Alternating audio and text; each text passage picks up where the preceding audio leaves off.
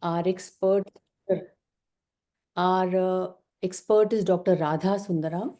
She is a consultant in intensive care and an anesthetics at the Royal Alexandra Hospital in Paisley.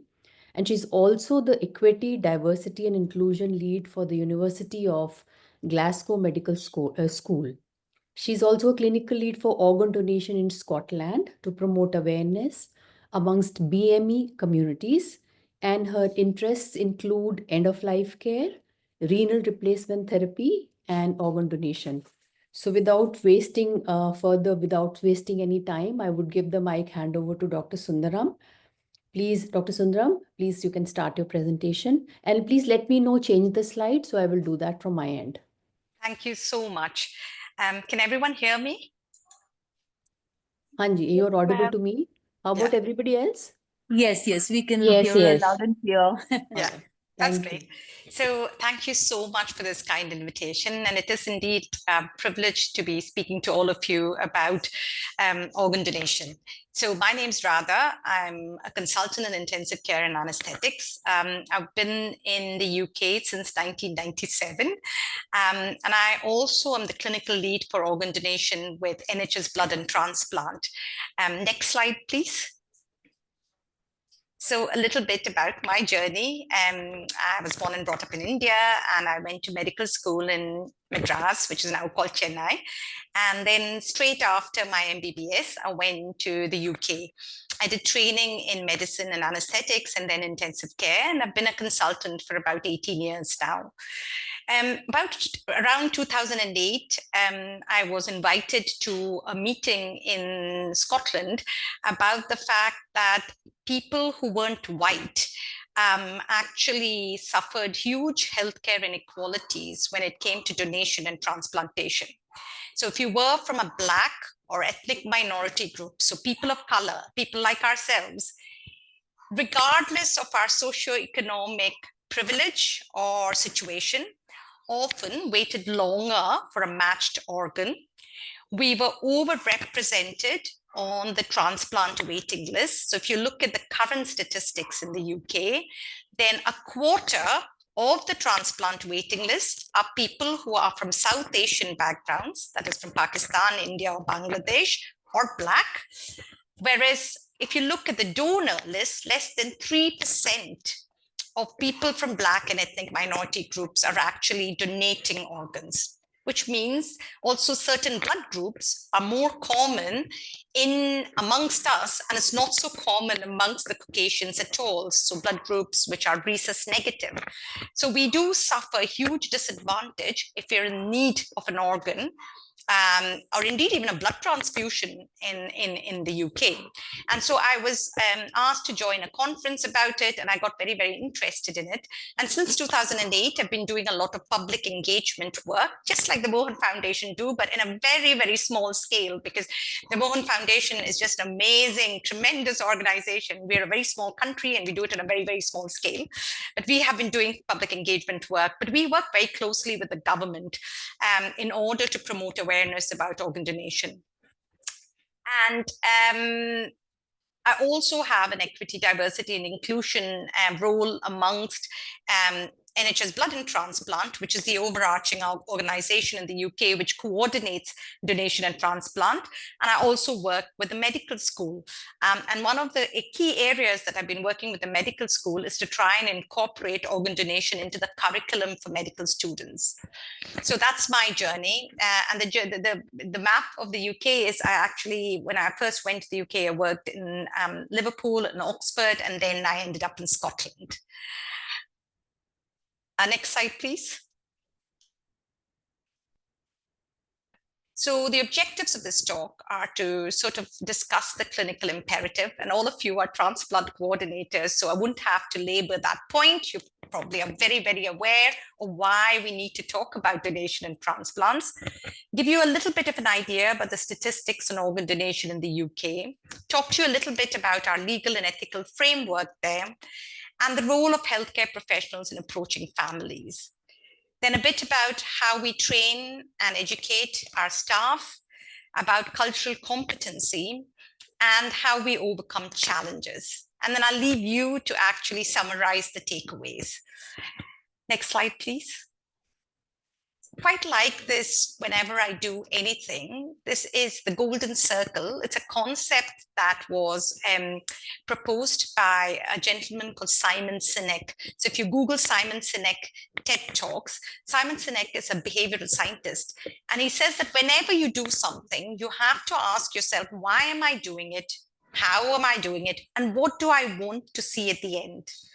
And I guess the golden circle for us is that why are we doing this? To save lives and to improve health. How are we doing it? With compassionate, honest, and transparent conversations. And what actually the product that we have is the approach, because we only get one chance to approach families and we have to get it just right. Because if we, for whatever reason, and often it's not to do with just us, but whatever reason, circumstances, timing, other sort of extraneous factors, if we don't get it right the first time with families, we have lost that opportunity to get their trust and confidence to proceed with donation and saving the lives of 7 or 8 others. Next slide, please. So the latest statistics for NHS blood and transplant in the UK is that the bars at the bottom are the transplants and the donors. So the blue bar is donors. So we had 1,429 donors in 2022-23, and we had 3,576 transplants that were done in that year. But the number of people waiting on that transplant waiting list, as you can see, is that dotted line on the top, and that's 6,959. So there's a huge gap between those on the transplant waiting list and the people who receive transplants. And we used to say about 10 years ago that every day 3 people die in the UK waiting for a life-saving transplant. It's not quite 3 just now, but we have not managed to narrow the gap. It looks as though we narrowed the gap in 2020 and 2021, but that data is skewed because of the pandemic. We hardly did many transplants at that stage, and also lots of people who were on our transplant waiting list unfortunately died during the pandemic. We have seen an increase in deceased organ donors. We have seen an increase in transplants. However, the number of people who are added to our waiting list keeps increasing because life expectancy is increasing. We are diagnosing particularly chronic kidney disease much earlier. And we all know now that dialysis, although helps to keep people okay, is actually quite harmful. And the best thing for them would be a transplant. Next slide, please. Over the last year, we have the highest number of patients awaiting an organ transplant. And although we've seen an increase in donors and transplants to our pre-pandemic levels, it's still not good enough. And we've got to work harder in the UK. Next slide, please. We have increased our living donors.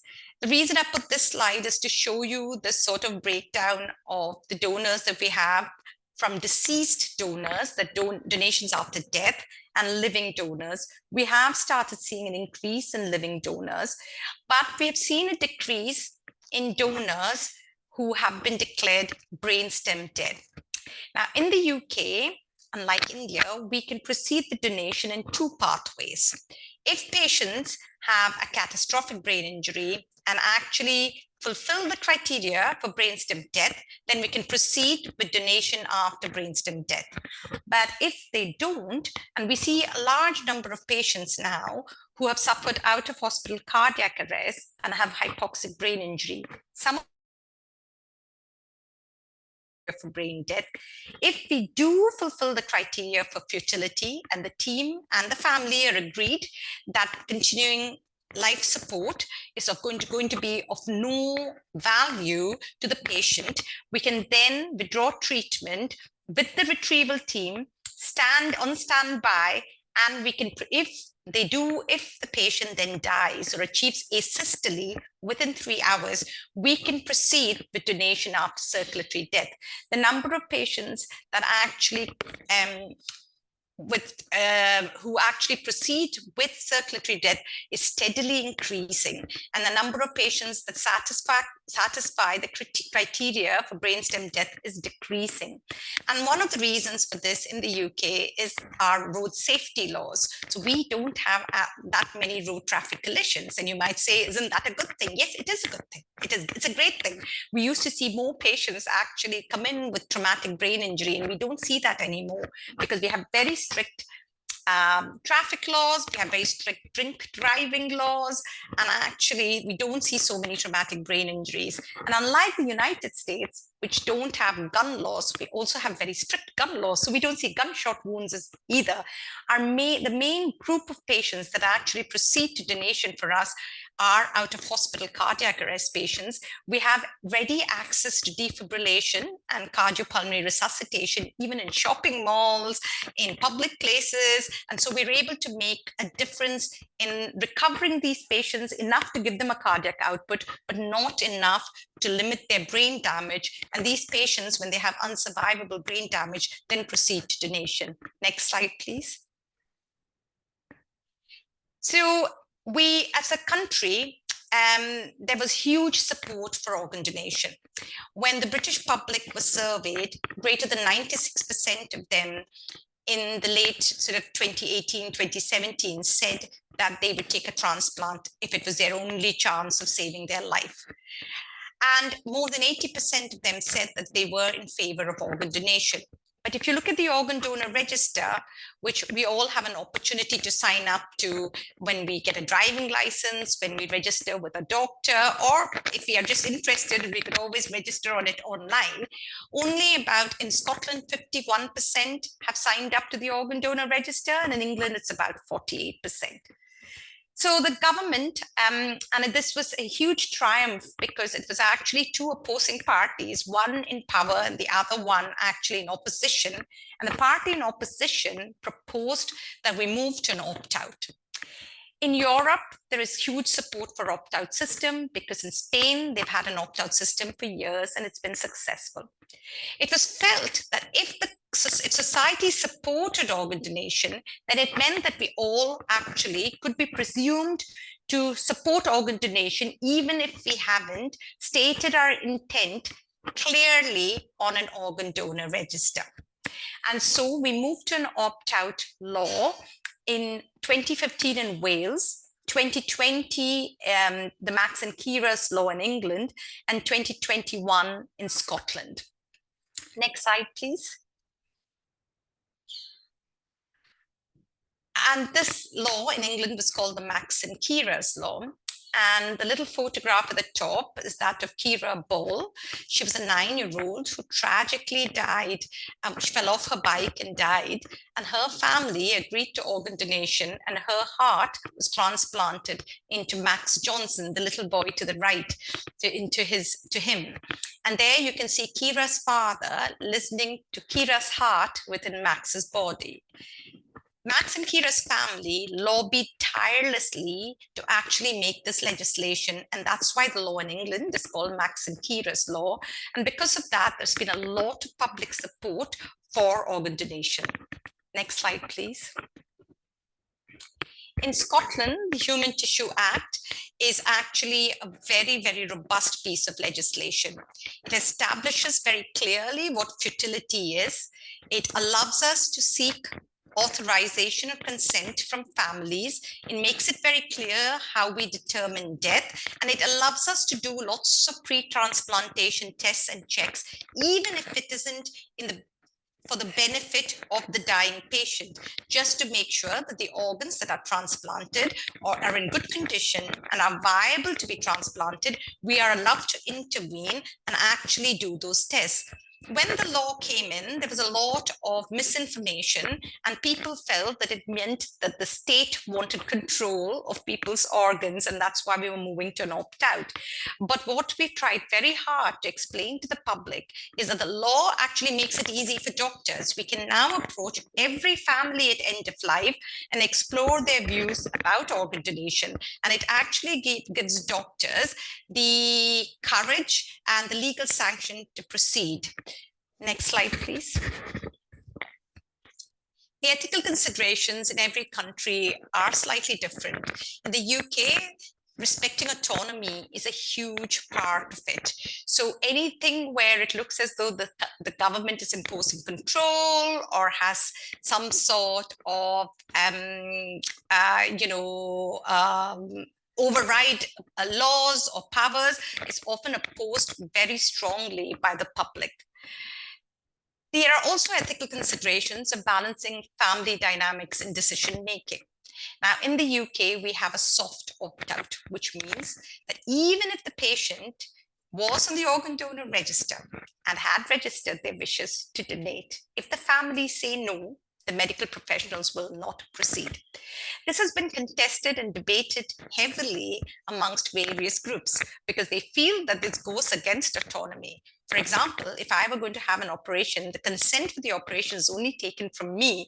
And if I say I want to have the operation, nobody else can override it as long as I have the mental capacity to do it. Why is it that if I sign an organ donor register when I'm 35, and then when I'm on life support when I'm 75, my family are able to say no, and why do the medical team then agree? But medical professionals feel that if a family were to say no, proceeding against their wishes actually worsens their grief. And also, from a practical point of view, we need a lot of information from the family about, past lifestyle, lots of personal details. And we can't get that if the family are opposed to it. So we do have a soft opt-out. We also know from data from countries that move to a hard opt-out that they actually haven't seen an improvement in the organ donation rates. A soft opt-out also helps in a way because we still work with the family and they're the ones who are going to have to bear the grief.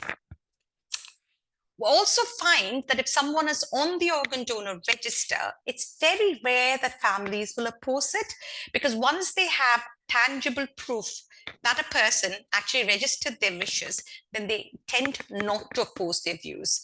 So even though we have an opt-out, we are telling the public again and again to register their wishes because it's very important that their family knows that they supported it. Cultural sensitivity as well. The consent rates for donation from Black and ethnic minority families is only 30%. If you compare it with white families, 70% of them say yes to donation when we approach them at end of life, but only 30% of them say yes if they belong to Black and ethnic minority. We aren't sure why that is, but we think it's because of deep mistrust of the medical establishment. We also think that our approach is not that culturally sensitive. And therefore, we are working very, very hard now to improve our understanding of people's cultures. We find that patients who are of Muslim and Jewish faith often say no to donation, not because they're opposed to donation, but because they wish to have their burial rites within 24 hours. We have now started training our teams to actually recognize that, work with imams, work with rabbis, and actually help fulfill the wishes of the family and also proceed with donation. Next slide, please.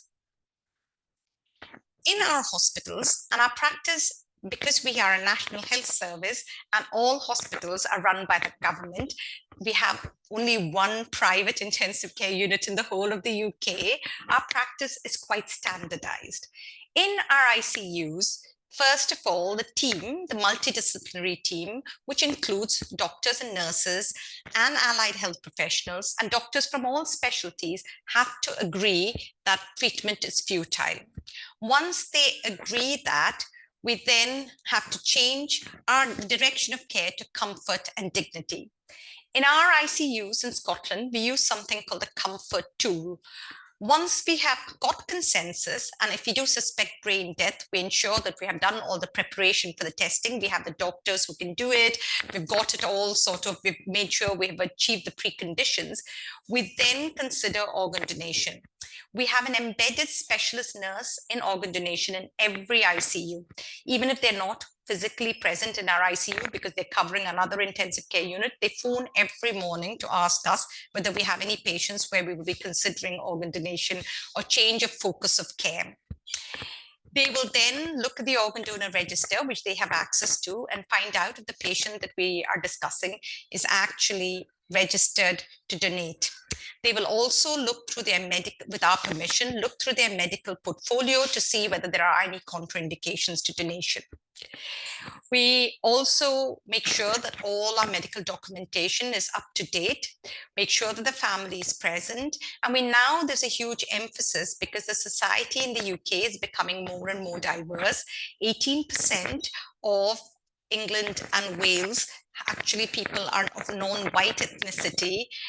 Scotland, it is only about 7 or 8%, but we do make sure that we are aware of their religious and cultural requirements. In fact, on the organ donor register in Scotland, when you go to register online, there's a declaration that you can sign, which says, my faith and my culture matter to me.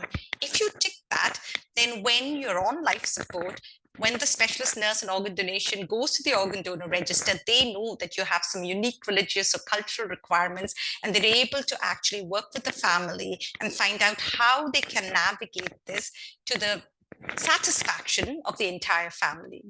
We also have spiritual care chaplains in every hospital.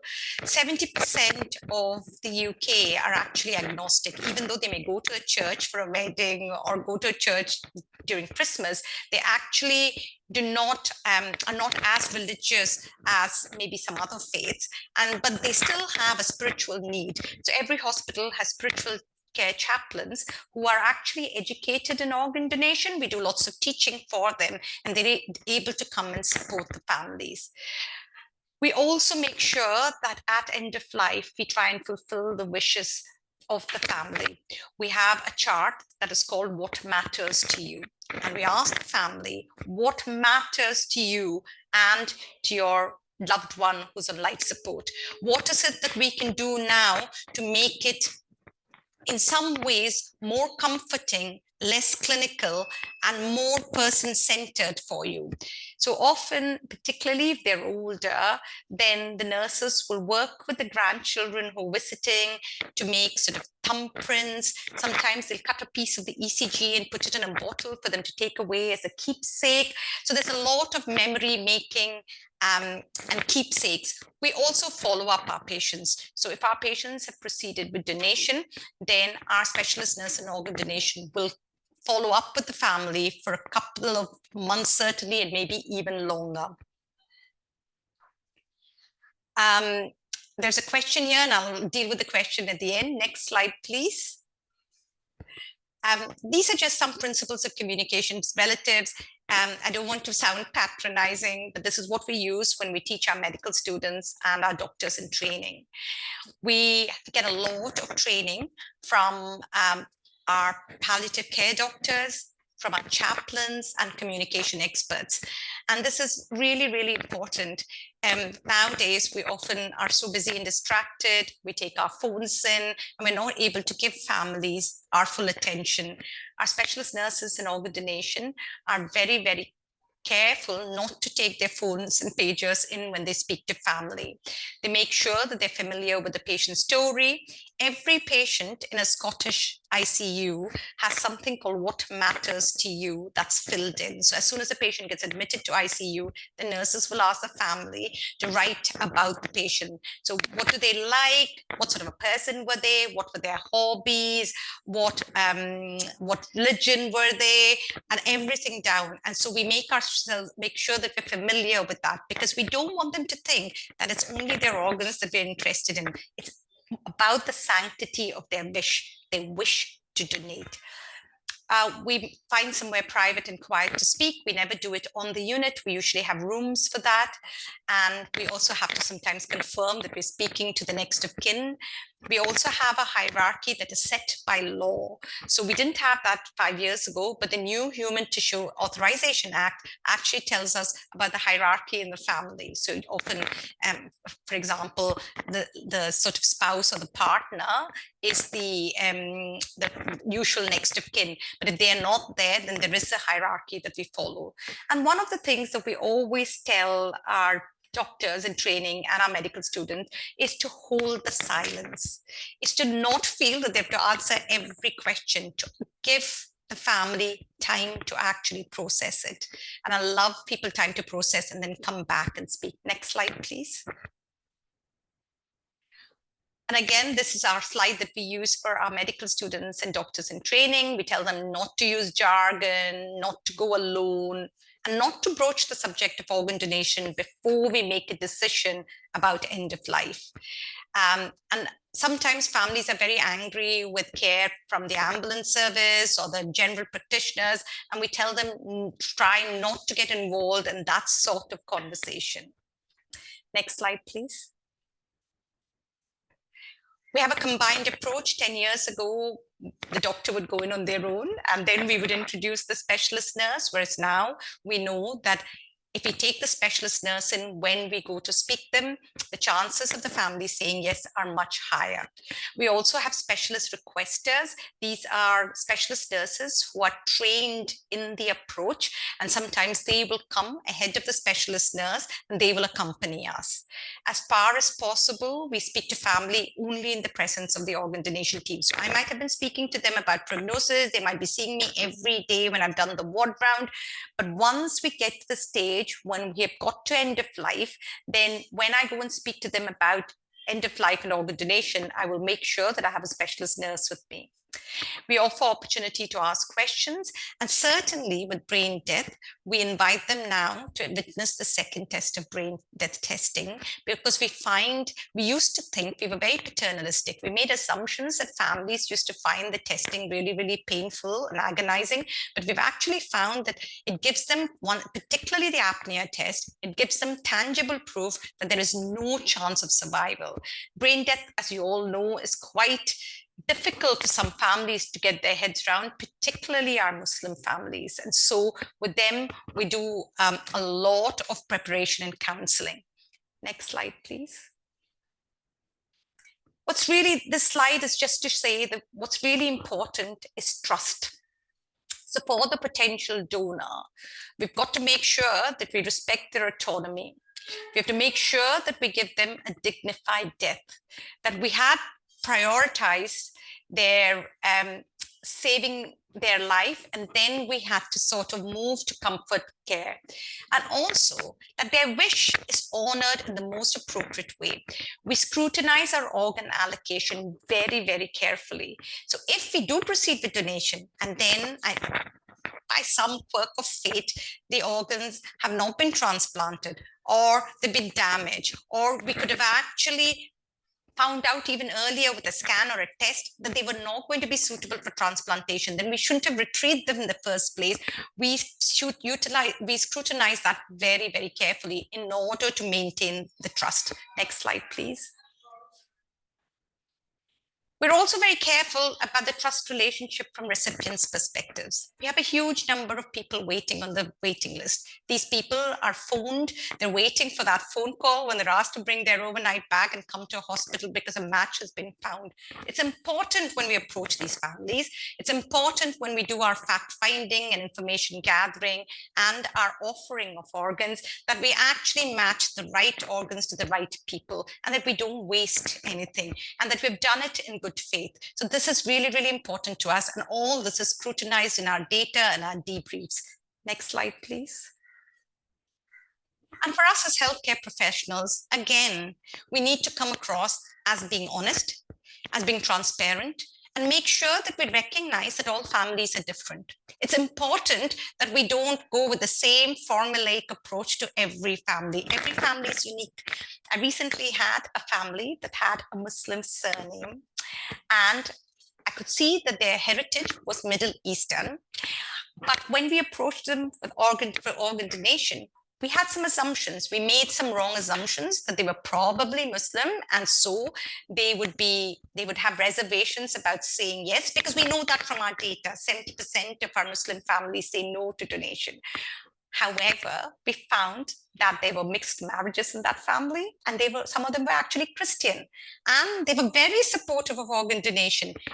We started our conversation on the wrong foot by starting off saying, we know you might have some reservations, and they were offended because they had no reservations. So again, we keep trying to remind ourselves in our debriefs, this is what we discussed, remind ourselves that we should go in with an open mind. We should go in expecting every family to be unique, to have a unique set of circumstances, and learn from these families, and make no not allow us to succumb to our unconscious biases. We also sometimes have a lot of conflict between the various teams, the transplant teams, the ICU teams, the retrieval teams, and it's quite important that we build trust, and we're working very hard to do some simulation exercises with the various groups so that we're able to work cohesively with each other. Next slide, please. Another thing that's really important is to have a shared mental model. So I come in as the ICU consultant in the morning. I know, and I have already discussed that with my colleagues, that this patient is at the end of life. I'm suspecting brainstem death. But it's very important that I communicate that accurately with everyone, with the theatre team, with the transplant centres, with the retrieval team. The procurator fiscal is our legal team. So in Scotland, we have the procurator fiscal. If there's any police case or the police are involved, then there are certain deaths, for example, deaths from intentional attempts at suicide and things that we have, or deaths from falls, deaths in institutions, we have to inform the procurator fiscal and get police sanction to proceed with donation. So we need to make sure that we are communicating clearly. And the way we do that is by training ourselves. And I'll tell you a little bit about our education and training next. Next slide, please. And this is just a sort of an old fable about blind men touching an elephant, and each person thinks it's something different. And every time we have conflict within our teams, and it's not unusual for us to have conflicts with the team. Retrieval, sometimes we'll have our nurses saying the retrieval team has been a little more forceful than they should be. For donation after circulatory death now, we take our patient and their families into the operating theatre, because once we withdraw life support, once there is asystole, we'd like to do the retrieval straight away to minimize the ischemic time. And in order to do so, in order to minimize the transport from ICU to theatre, we do the withdrawal of life support in the anesthetic room, which is attached to theatre.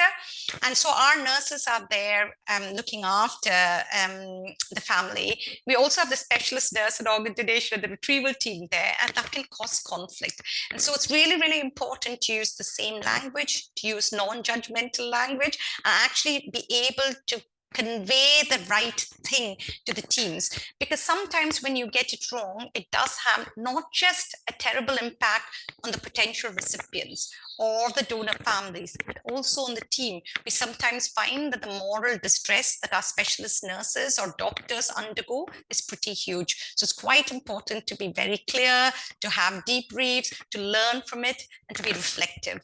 Next slide, please. Education and training, we have different training for different medical students. We've been lucky enough with Glasgow to now introduce organ donation and transplant in the curriculum in 3rd year, 4th year, and just before they become junior doctors as well. So, because if they have a family that may be dying in a ward, they could not proceed with organ donation, but tissue donation, they should know what to do. So the junior doctor should be able to phone the tissue coordinator. If it happens in an ICU, our junior doctor should know how to actually navigate it. So that's why we managed to include it in the curriculum. We also think that our medical students are going to be the agents of change. They're the doctors of tomorrow, and they are going to actually see more donations and transplants than we have. The current statistics in the UK is that while only 1 in 100 will proceed to 1 in 100 deaths actually proceed to donation, because you have to die in an ICU to proceed to donation. We are 5 times more likely to actually need an organ than to be in a position to donate. So I think the need for this is only going to increase. So it's really important to train our medical students. We do something called deliberate practice with all our specialist nurses in organ donation, and they have an annual workshop as well. We have our own professional approach workshops, and we use a lot of simulation. We also, this is a presentation which is on our website, which you can look at, which actually teaches us how to approach families. Next slide, please. Cultural competency, we've been a bit late to the party with this. We should have been working on this for longer, but our society there is getting very diverse. And certainly in areas like London and Leicester, more than 40% of our families are actually non-white. And therefore, the approach cannot be the same. We can't use our one-size-fits-it-all approach with every family. So what we're trying to do is a lot of cultural competency training for our specialist nurses in organ donation. And for that, we are working with charities. We are working with the government. We made sure that all our leaflets are in all different languages. We are working with in trying to sort of eliminate unconscious biases so we don't make assumptions. And certainly in the UK, one of our difficulties is if we think that someone's slightly different, we tend to be very, very careful when we approach them because we are worried about offending their sensitivities, which is a good thing because we care and we're empathetic, but it might mean that a donation opportunity has been missed. So we are actually looking at what we call up to 100% referral rate, that we actually, every family is approached and referred to the organ donation team in ICU. It might be that they are declined by service because they have lots of comorbidity. It might be that they're not going to die within 3 hours. It might be that they have a cancer and so it would be a contraindication to donation. However, if we refer everyone, then we'll never have a missed donation opportunity. We have also lobbied with the government and have a faith declaration in our organ donor register. So if you go onto our organ donor register and you actually say that you wish to donate when you die, it does ask you a declaration about your faith and your culture. And by having that, it's advanced sort of notice to our specialist nurse teams that this family has some faith and culture requirements that we should be very, very cognizant of when we approach them. Next slide, please. But there are many challenges ahead. There's a huge mistrust in the medical establishment. Our consent rates for Black and ethnic minority groups is woefully stuck at 30%. Despite the fact that 30% of our transplant waiting lists and recipient lists are actually Black and ethnic minority groups. Our Black and ethnic minority patients wait much longer for a matched organ, certainly for kidneys. And there is a slight anxiety around the fact that we are willing to accept transplants, but we're not willing to donate. And that does cause a little bit of conflict in society. And every time we go and do faith workshops, we often tell our Black and ethnic minority groups that 80% of the donors are actually white. So if you are Black and ethnic minority, chances are 4 out of 5 times your organ has been donated by a white person. And unless we improve the diversity of the donor pool, not everyone will get an organ in the time, in a timely manner. There isn't much lack of information as a society has got very diverse there. We have only over the last 5 to 7 years worked on getting all our information, our sort of information, digital links, everything in other languages. We now in Scotland have it in all languages, including Tamil and Bengali, because we have families that come from countries and actually their fluency in English for day-to-day stuff might be good, but their fluency in English for medical jargon might be less, they may be less fluent, and this helps. We have it in Polish, we have it in lots of languages. We're also become more and more aware of cultural and religious views. certainly amongst our Muslim community. There has been a fatwa recently. We've worked very hard with the imams in Scotland. We hosted the first imam workshop in 2017, where we hosted all the imams from Scotland and actually did an organ donation workshop for them.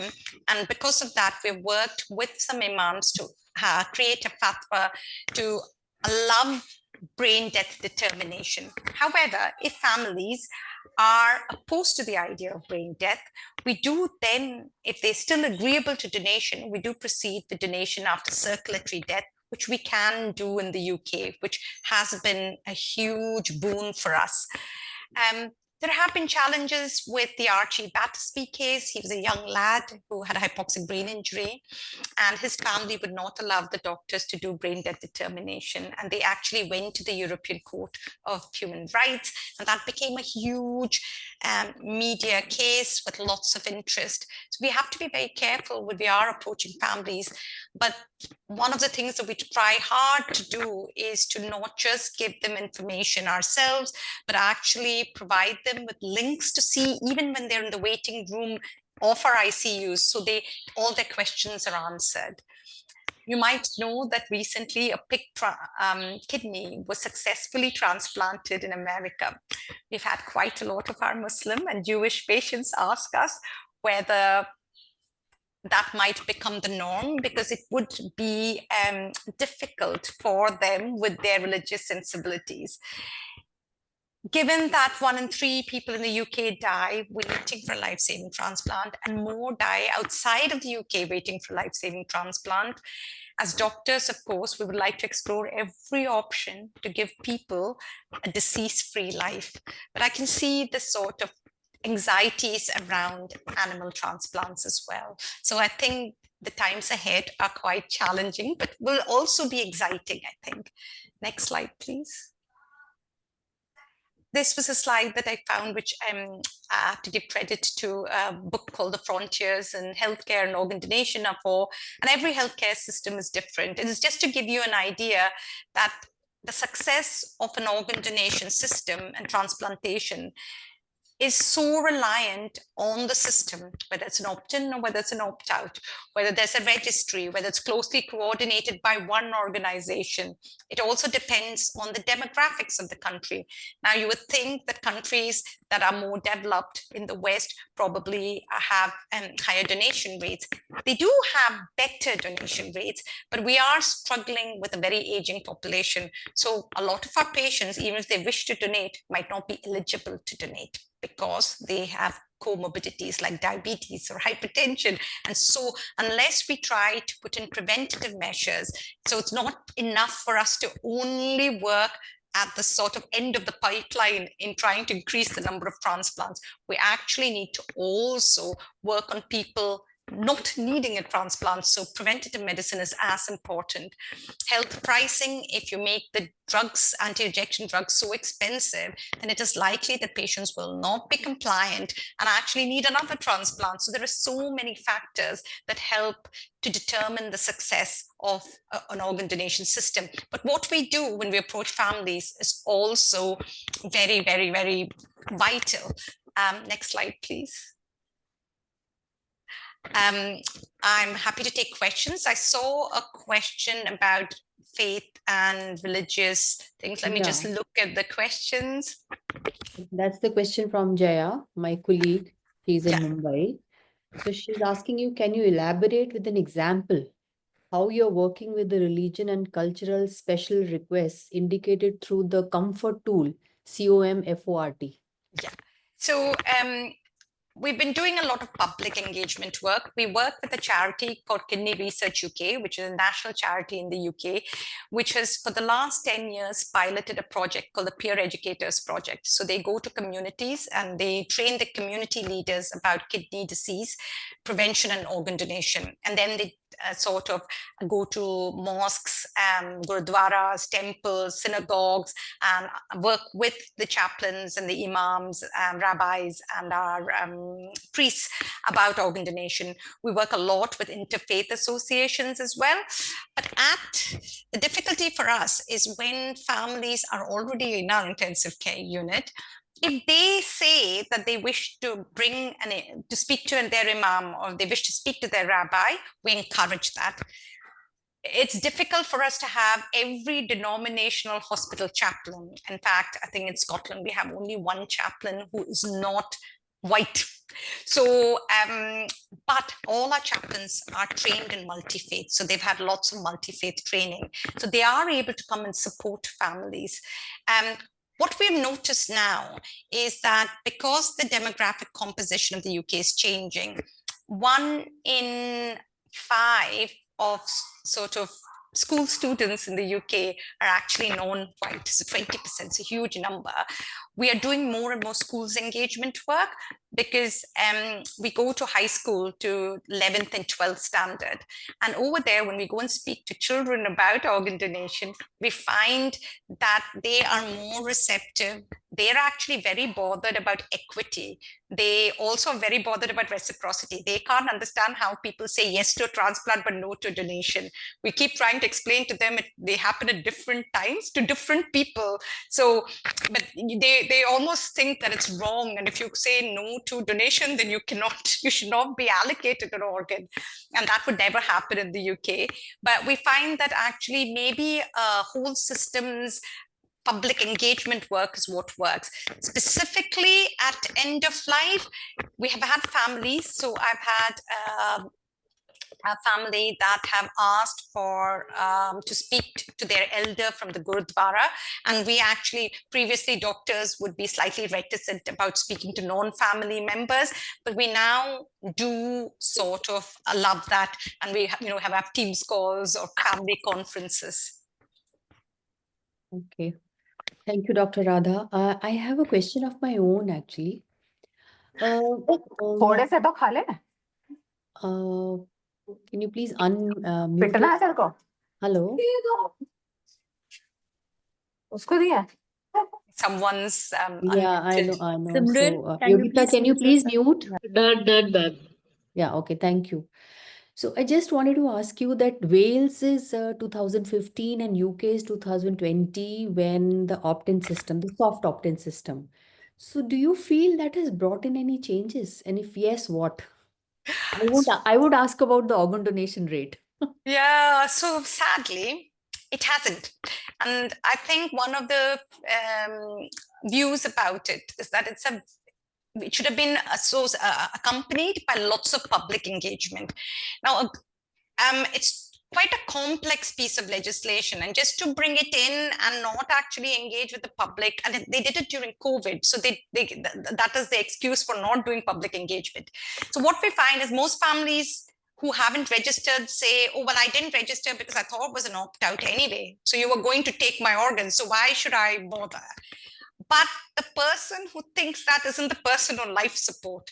And people say, well, I don't know what my brother's wishes were. If he hasn't opted in, then how do I know he was supportive of the donation? Our approach has changed, though. Whereas previously, when we spoke to families, we'd say, we're sorry to say that we've got to the stage when actually continuing intensive care is not going to make your relative survive. Your brother, unfortunately, is going to die. But we're expected to ask you about his wishes about organ donation. From wishes about organ donation now, we now say we're expected to ask you about any objection to organ donation. So families will often say, oh, no, he didn't object to it. And then we'll say, well, if he hasn't objected to it, then we would think that he would wish to support organ donation. And with your permission, we would like to proceed. Most white families say yes. This conversation, however, for non-white families doesn't seem to flow as well. And if you look at the number of opt-outs, so people who have just opted out, 2/3 of the opt-outs are from Black and ethnic minority groups. And this, we think, is because of huge mistrust of the medical establishment. It's because of historical racism. And actually, there is more and more thinking that there has been racism. I mean, racism is it's not overt racism. It is that all the signs are in English. So actually, how does someone who has been displaced from, let's say, Bangladesh, understand those signs? Or, how do they feel welcome in a clinic? How do they feel welcome in a hospital? In ICU, they see people who are speaking a certain language that they don't understand and are making no attempt to establish a rapport with them. Then how do they feel welcome? And that's why there is mistrust. So there's a lot of work in hospitals to change signage now, particularly because we know the areas in which every hospital is, and we know what the demographic population is. So, and a lot of work with schools, community centers around those areas. Thank you so much. So anyone else who has any question? I think there was a comment from somebody, and it was a great initiative that the second certification, now the families are invited and they watch. So Yeah. this is another very good thing, I think. I don't know how it is in India, but we find it we still find it very challenging to explain brain death to our families. Our specialist nurses do a very good job of it, and the doctors do, but we often have families come back again and again and ask us questions. So more and more now, we actually, our visiting has changed in intensive care. As a culture, it has changed. We allow them to spend as much time as they want by the bedside, because we find that they understand that their relative, this is unsurvivable. The tests, we found it difficult to explain it to them, but now we have these videos, these animated videos called information digital links, which we have in different languages. So when they're in the waiting room, the specialist nurse often plays it to them on an iPad so they can watch it. And initially, when we tried to introduce it 4 years ago, there was a lot of criticism. It was said, well, I know banks do it and telephone companies do it. This is such a precious topic, organ donation. We shouldn't have animation. That's not nice. But what you forget is a family has people of different age groups. So even if the elderly find a cartoon or an animation awkward, the younger members of the family are used to things like that. So they then take on the responsibility of explaining it to the older members of the family. And actually that has been very, very useful, gives them time to process and see it in their own time. And they often will call us back and ask us questions. But this second test now has become almost routine when we invite them and they watch us doing the entire set of tests. Also, again, because in order to give them trust and transparency, we've really worked very hard on the trust issue, that they need to trust us as doctors, that we are making the right decision and we're not giving up on their relatives too soon. Yeah, actually, when you asked about you don't know what is in India, so our act doesn't say anything about it. So it is dependent on the doctor, the treating doctor team, and the family, because I know about few years back when I was working as a counselor in a hospital, and there was one such case where we spoke to the treating doctor, and they allowed the family member to come and watch that test. So it is entirely dependent on the team and the family dynamics. But the act doesn't say anything about it. Act is quite about it. Any other question? Even Dr. Rahul Pandit keeps saying that he gives this option to people to come and witness the apnea test. He kind of prepares them for it, what to expect, and that helps a lot. But I don't think everybody is comfortable with doing such things. So any other question? If there are no other questions, then I think I would really thank. And it was a very, very enlightening and very informative talk. And even before you shifted to an opt-out, you had a very system. You had all your systems in place, because we have taken one movie with NHS and we have converted it into Hindi, and we use that movie for right and wrong approach in family counseling. Yes. So, but now when I was, listening to your talk, there are so many other changes that you have brought in, after the opt out, and it was really very informative to me. Thank you Our so much. specialist nurses really, Yeah, just nods. the stalls find Yeah. the opt out actually quite difficult, because we've gone from it's a gift, we are seeking your permission to say yes, to now saying we presumed that you are giving this gift. And we hope that you have no objection to it. So that change is really That tough change. to get around your head, actually. Yes, yes, yes. Thank you so much, Dr. Sundaram. Thank you so Thank much. And you. thank you, all the NATCO members and the Mohan Foundation people. Thank you. Thank you so much. Bye. Bye. Thank you. Bye.